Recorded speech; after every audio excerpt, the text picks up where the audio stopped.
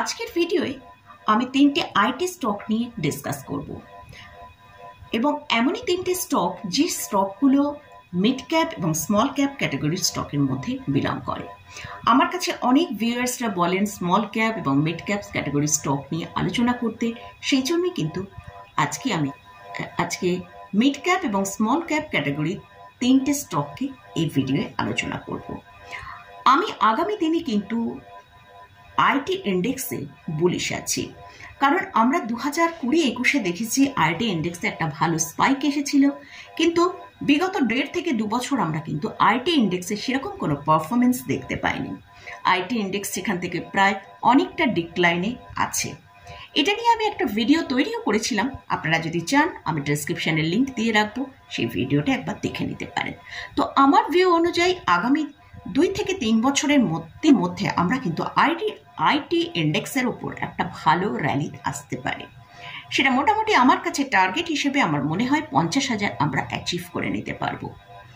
তো সেই জন্যই আমার মনে হয় আমরা যদি লং টার্ম পোর্টফোলিও যেসব স্টক নিয়ে আজকে ডিসকাস করছি সেই স্টকগুলোকে যদি আমরা লং টার্ম পোর্টফোলিও রাখতে পারি, তাহলে হয়তো সেখান থেকে একটা ভালো রিটার্ন আসতে পারে। আর লং টার্ম ইনভেস্টর, তাই কিন্তু ম্যাক্সিমাম আমার ভিডিওগুলো লং টার্ম ইনভেস্টিং নিয়েই আমি আপনাদের সাথে শেয়ার করি। কারণ আমি স্টক মার্কেটের জন্য যে ব্যক্তিকে ফলো করি তিনি হচ্ছেন মিস্টার ওয়ারেন বাফেট। বাফেট স্যারও কিন্তু বলেন লং টার্ম ইনভেস্টিং করে কিন্তু সেখান থেকে একটা বড় ওয়েলথ ক্রিয়েট করা যায়। আমারও পার্সোনালি সেটাই মনে হয় যে লং টার্ম ইনভেস্টমেন্ট করে একটা বড় ওয়েলথ আমরা ক্রিয়েট করতে পারবো। আজকের ভিডিওয়ে আমি যে তিনটে স্টককে নিয়ে আলোচনা করছি সেগুলো কিন্তু আপনারা কখনোই মনে করবেন না যে আজকে বাই করে আগামীকাল থেকে সেই স্টকগুলো বাড়তে শুরু করবে। এই স্টকগুলো লং টার্ম মিন্স 10 বছর 15 বছরের জন্য যদি হোল্ড করা যায়, তাহলে কিন্তু একটা ভালো আমরা এখান থেকে রিটার্ন পেতে পারি। তাহলে চলুন ভিডিওটা শুরু করা যাক। আমি নিরুপমা, শেয়ার শেখো চ্যানেলের পক্ষ থেকে সকল বন্ধুদের স্বাগত জানাই। আর চ্যানেলটা যদি সাবস্ক্রাইব না করে থাকেন তাহলে অবশ্যই চ্যানেলটা সাবস্ক্রাইব করে নেবেন, আর পাশে থাকা বেল আইকনটা প্রেস করে রাখবেন। আমি ভিডিও আপলোড করার সাথে সাথে আপনাদের কাছে ভিডিওটা পৌঁছে যাবে। আর যদি টেলিগ্রাম চ্যানেলে জয়েন না করে থাকেন তাহলে টেলিগ্রাম চ্যানেলের লিঙ্ক আমি ডেসক্রিপশানে দিয়ে রেখেছি, আপনারা সেখানে জয়েন করে নিতে পারেন। কারণ টেলিগ্রাম চ্যানেলে আমি রেগুলার মার্কেট নিয়ে আলোচনা করি। আমরা যখনই আইটি ইন্ডেক্সের ওপর যদি আমরা ফোকাস করি, সেখানে আমরা দেখতে পাচ্ছি আইটি ইন্ডেক্সে রিসেন্ট একটা স্পাইক আমরা দেখেছি, কারণ প্রায় 34,000-এর কাছে আইটি ইন্ডেক্সকে আমরা ট্রেড হতে দেখছি। তো আগামী দিনে এই যে আইটি ইন্ডেক্স 50,000-এ পৌঁছাবে, সেখানে কিন্তু লার্জ ক্যাপ স্টকের যেমন পার্টিসিপেট থাকবে, সেখানে কিন্তু স্মল ক্যাপ এবং মিড ক্যাপ স্টকেরও পার্টিসিপেট থাকবে। যেসব স্টকের ফান্ডামেন্টাল অবশ্যই গুড, সেই সব স্টকের পার্টিসিপেট আমরা ভালো দেখতে পাবো। তো আজকের ভিডিওয়ে আমি তিনটে গুড ফান্ডামেন্টাল স্টক নিয়ে আলোচনা করব এবং সেই স্টকের ফান্ডামেন্টাল কীরকম আছে সেটা নিয়ে ডিটেলসে আলোচনা করব। ফার্স্ট যে স্টকটা নিয়ে আলোচনা করছি সেটা হচ্ছে tata technology. Tata technology established হয়েছে 1994-এ। এরা tata technology is a global engineering service company offering product development and digital solution. এদের মার্কেট ক্যাপিটালাইজেশন হচ্ছে 43,338 করোড়। এই স্টকটা মার্কেটে রিসেন্টলি লিস্ট হয়েছে। তো এই স্টকের যেটা আমরা হাই দেখেছি 1400 টাকার কাছে হাই দেখেছি, লো আমরা এখনো পর্যন্ত যেটা দেখতে পাচ্ছি সেটা 1004 টাকার কাছে লো আছে। আর এই স্টকের আমরা যদি পি দেখি সেটা হচ্ছে 63.8, আর এর মিডিয়ান পি যেটা দেখতে পাচ্ছি সেটা হচ্ছে 71.9। তাহলে মিডিয়ান পি কিন্তু একটু নিচেই ট্রেড করছে।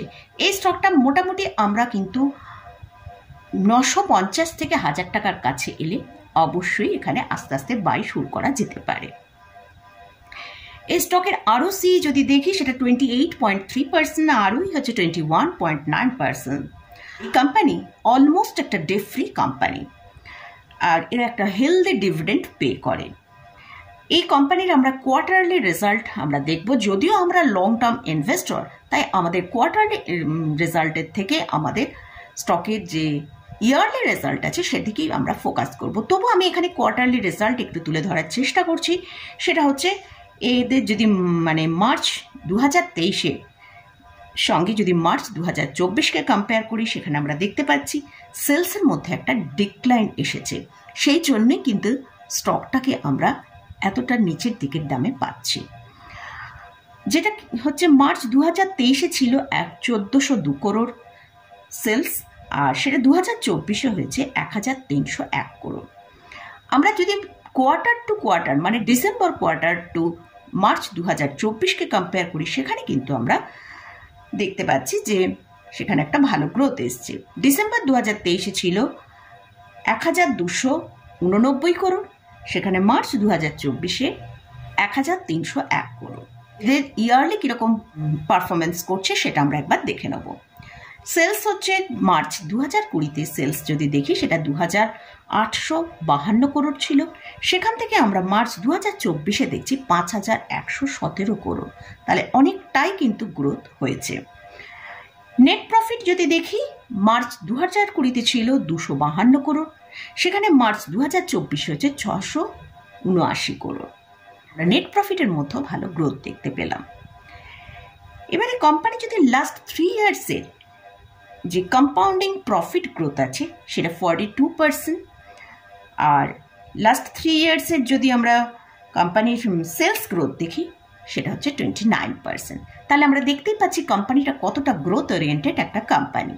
আর অবশ্যই এই কোম্পানিটা টাটা গ্রুপের স্টক, সেই জন্য কিন্তু এই কোম্পানির ওপরে কিন্তু আলাদাই একটা সকলের ফেথ রয়েছে। তাহলে ব্যালেন্স শিটটা যদি আমরা একবার দেখে নিই, সেখানে দেখতে পাচ্ছি রিজার্ভ প্রত্যেক বছরই কিন্তু একটা ভালো গ্রোথ হয়েছে। মার্চ 2024-এ আমরা দেখছি 3140 করোড়, আর সেখানে বোরোইং আছে 257 করোড়। বোরোইং রয়েছে কিন্তু খুবই অল্প পরিমাণে আছে। আর ক্যাশ ফ্লো আমরা যেটা দেখছি সেটা কিন্তু পজিটিভই আছে, 137 করোড়ের মতন পজিটিভ ক্যাশ ফ্লো আমরা দেখতে পাচ্ছি। এটা কিন্তু একটা ইম্পর্টেন্ট জিনিস, একটা কোম্পানির ক্যাশ ফ্লো পজিটিভে যদি থাকে এবং সেটা পজিটিভ মানে খুব ভালোই একটা পারফরমেন্স দেখতে পাচ্ছি। শেয়ার হোল্ডিং প্যাটার্নটা আমরা একবার দেখে নেব।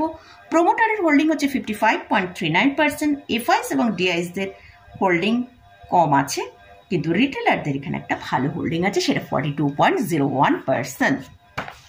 নেক্সট যে কোম্পানিটা নিয়ে আলোচনা করছি সেটা হচ্ছে নিওজেন সফটওয়্যার টেকনোলজি। এটাও একটা গ্লোবাল সফটওয়্যার কোম্পানি। এরা যে বিজনেসটা করে সেটা হচ্ছে সফটওয়্যার প্রোডাক্ট ডেভেলপমেন্টের জন্য এবং ডিজাইনও করে। এই কোম্পানির মার্কেট ক্যাপিটালাইজেশন হচ্ছে 12,201 করোড়। কারেন্ট প্রাইস চলছে 870 টাকা। এদের যদি আমরা হাই অ্যান্ড লো দেখি, সেটা হাই গেছে 1058 আর লো আমরা দেখতে পেয়েছি 303 টাকা। এই কোম্পানিটা কিন্তু রিসেন্টলি 1 বছরের মধ্যে প্রায় 145% র্যালি অলরেডি দেখিয়ে দিয়েছে। এই স্টকের পি যদি দেখি 51.4%, আরওসি হচ্ছে 26.9, আরওই হচ্ছে 23.0%। এটাও একটা ডেট ফ্রি কোম্পানি। কোম্পানি যতটা ডেট ফ্রি হবে সেই কোম্পানির কিন্তু ডেভেলপমেন্টটা খুব তাড়াতাড়ি হয়ে যাবে, কারণ ডেট ফ্রি যখনই হবে কোম্পানির মাথা থেকে কিন্তু একটা হেডেড কম থাকে। তো সেই জন্য হয়তো কোম্পানিকে তার গ্রোথের জন্য ডেপ্ট নিতে হয়, কিন্তু সেই কোম্পানির সেই ডেপ্টটা খুবই একটা মিনিমাইজ থাকে, সেটা কিন্তু কোম্পানির জন্য কিন্তু খুবই ভালো পয়েন্ট। তো সেখানে আমরা এই কোম্পানি তো দেখছি কোম্পানি প্রায় ডেট ফ্রি একটা কোম্পানি। লাস্ট 5 ইয়ার্সের প্রফিট গ্রোথ হচ্ছে 19.9% CAGR। আর এদেরও যদি কোয়ার্টারলি সেলস গ্রোথটা দেখি, সেখানে আমরা মার্চ 2024-এ দেখছি 350 করোড়ের মতন এদের সেলসের গ্রোথ দেখিয়েছে। এবার আমরা ইয়ারলি সেলসটা দেখে নেব। সেটা 2020-তে এদের সেলস ছিল 577 করোড়, সেখান থেকে 2024-এ মার্চ 2024-এ আমরা দেখছি 1136 করোড়। আর নেট প্রফিট 2020-তে ছিল 66 করোড়, সেখান থেকে মার্চ 2024-এ দেখছি 237 করোড়। এদের যদি ব্যালেন্স শিটটা আমরা দেখি, এদেরও কিন্তু রিজার্ভের মধ্যে প্রত্যেক বছরই একটা গ্রোথ আসছে। মার্চ 2024-এ আমরা দেখছি এদের রিজার্ভ এখন দাঁড়িয়েছে 1008 করোড়। আর এদের যে বোরোইংটা আছে খুব কম একটা বোরোইং আমরা দেখতে পাচ্ছি। একটু আগেই বললাম কোম্পানির বোরোইং যতটা কম থাকবে সেটা কোম্পানির পক্ষে কিন্তু একটা প্লাস পয়েন্ট। বোরোইং হচ্ছে মার্চ 2024-এ 43 করোড়। আর ক্যাশ ফ্লো পজিটিভই রয়েছে আমরা দেখতে পাচ্ছি। শেয়ার হোল্ডিং প্যাটার্নটা একবার দেখে নেব। এই কোম্পানির শেয়ার হোল্ডিং প্যাটার্নে প্রোমোটারের হোল্ডিং হচ্ছে 55%। এফআইএসদের এখানে কিন্তু একটা ভালো পজিশন আছে 16.41%। ডিআইএসদের হোল্ডিং আছে 9.71%। আর পাবলিকের হোল্ডিং আছে 18.53%। তো এই কোম্পানিটা আমরা রিসেন্ট 1 বছরের মধ্যে কিন্তু একটা ভালো র্যালি দেখেছি। এই স্টকটাকে যদি আমরা কোনো কারণে 500 থেকে 700-র কাছাকাছি পাই, সেখানটা কিন্তু খুব ভালো একটা জায়গা হবে বাই করার জন্য। মানে আমি আবারও বারবার বলছি, এই স্টকগুলো নিয়ে আমি এখানে যে আলোচনা করছি তার মানে কিন্তু এটা নয় যে এই কোম্পানিতে গিয়ে আপনি কালকেই বাই করে নেবেন। স্টকের ফান্ডামেন্টালটা আপনাদের সাথে শেয়ার করলাম যে কোম্পানিটা কতটা একটা ভালো ফান্ডামেন্টালি গুড কোম্পানি, সেটাই আমি আপনাদের কাছে তুলে ধরার চেষ্টা করলাম। তবে ভ্যালুয়েশনে অনেকটা এখনও আমার মনে হচ্ছে আপার সাইডে আছে। যদি কোনো কারণে আমরা 500 থেকে 700-র কাছে পাই, সেখানে বাই করাটা বেটার হবে। লাস্ট যে কোম্পানিটা নিয়ে আলোচনা করছি সেটা হচ্ছে রুট মোবাইল। এই কোম্পানিটা এস্টাবলিশড হয়েছে 2004 সালে। আর এই কোম্পানি যে সার্ভিসগুলো প্রোভাইড করে, cloud communication platform provider R offering communication platform as a service solution, এর ওপরে এরা কাজ করে। এদের মার্কেট ক্যাপিটালাইজেশন হচ্ছে 8,897 করোড়। কারেন্ট প্রাইস চলছে 1,417 টাকা। এটা মোটামুটি তার সর্বোচ্চ হাই 2,200 টাকার কাছে গিয়েছিল। সেখান থেকে কিন্তু এখন স্টকটাকে আমরা অনেকটা নিচের দিকে দামে পাচ্ছি। স্টকের পি হচ্ছে 24.6, আর যদি মিডিয়ান পি দেখি 45.2। এই স্টকটার কিন্তু দাম এখন অনেকটা নিচের দিকে ট্রেড করছে। এই স্টকটা মানে আমরা যদি পজিশন নিতে চাই তাহলে অল্প অল্প করে এখান থেকে স্টার্ট করা যেতে পারে। আর এই স্টকের আমরা আরওসি যদি দেখি 20.6%, আরওই যদি দেখি 18.2%। এদের লাস্ট 5 ইয়ার্সের প্রফিট গ্রোথ দেখছি 45.5% CAGR। আর এই কোম্পানিটাও কিন্তু একটা ভালো ডিভিডেন্ড পে করে। এদের যদি আমরা কোয়ার্টারলি রেজাল্ট দেখি, সেখানে মার্চ 2024-এ দেখছি 1,017 করোড়ের মতন তাদের সেলস দেখিয়েছে। ডিসেম্বর কোয়ার্টারের থেকে একটু নিচেই এদের মার্চ 2024-এর যে সেলসটা দেখিয়েছে সেটা একটু নিচে আছে। তো এবারে আমরা এদের ইয়ারলি প্রফিট কীরকম হয়েছে সেটা আমরা দেখব, কারণ লং টার্ম ইনভেস্টর বলে আমাদের কিন্তু মানে তাদের ইয়ারলি কীরকম সেলস হচ্ছে সেটা আগে আমরা দেখে নেব। 2020-তে এদের সেলস ছিল 956 করোড়, সেখান থেকে 2024-এ 4,023 করোড়ে পৌঁছে গেছে। তাহলে আমরা দেখতে পাচ্ছি জাস্ট 4 বছরে প্রায় তাদের কয়েক গুণ কিন্তু সেলস বেড়ে গেছে। নেট প্রফিট 2020-তে ছিল 58 করোড়, সেখানে 2024-এ এসছে 389 করোড়। আমরা যদি এই কোম্পানির ব্যালেন্স শিটটা দেখি, সেখানে আমরা দেখতে পাচ্ছি রিজার্ভ এদের 2,067 করোড় মার্চ 2024-এ দেখিয়েছে। আর বোরোইং রয়েছে 378 করোড়ের মতো। ক্যাশ ফ্লোটা আমরা দেখব পজিটিভই আছে। আর শেয়ার হোল্ডিং প্যাটার্নটা কীরকম আছে, প্রোমোটারের হোল্ডিং আছে 57.99%, এফআইএসের হোল্ডিং আছে 15.83%, ডিআইএসের হোল্ডিং আছে 5.83%, পাবলিকের হোল্ডিং আছে 20.35%। মোটামুটি আমরা দেখতে পেলাম কিন্তু স্টকের ফান্ডামেন্টাল 3টে কোম্পানির যে এখানে আলোচনা করলাম, সেখানে কিন্তু ফান্ডামেন্টাল আমরা দেখলাম বেশ ভালো রয়েছে। তো মোটামুটি এইরকমই গুড ফান্ডামেন্টাল স্টকে যদি আমরা লং টার্মের জন্য ইনভেস্ট করতে পারি, তাহলে কিন্তু আমাদের একটা ভালো রিটার্ন পাওয়ার সম্ভাবনা রয়েছে। খামোখা আমরা শুধু পেনি স্টকের দিকে কিন্তু মানে যাবার জন্য চেষ্টা করি।